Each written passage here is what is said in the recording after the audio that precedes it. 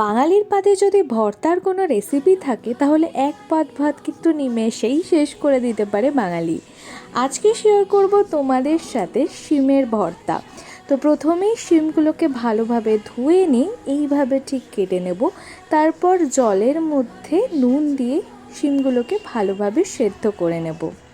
সেদ্ধ করে নেওয়ার পর মিক্সিতে নিয়ে দেবো শিমগুলোকে, তার সাথে দিয়ে দেব 10 কোয়া মতো রসুন এবং 3টে গোটা কাঁচা লঙ্কা, পরিমাণ মতো লবণ এবং তার সাথে আমি 1/2 টেবিল চামচ চিনি নিয়েছি। তোমরা তোমাদের পরিমাণ অনুযায়ী নিয়ে নিতে পারো। দিয়ে ভালোভাবে পেস্ট করে নেব। এদিকে কড়াইতে নিয়ে নেব তেল, তার সাথে দিয়ে দেব কালো জিরে এবং মিক্সিতে পেস্ট করে রাখা পেস্টটাকে দিয়ে দেব কড়াইতে।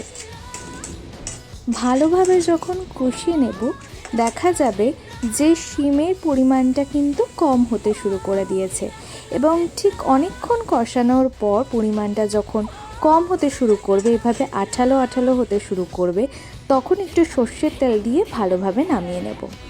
রেডি আমাদের রেসিপি শিমের ভর্তা, যা কিন্তু গরম ভাতের সাথে জাস্ট অসাধারণ লাগে।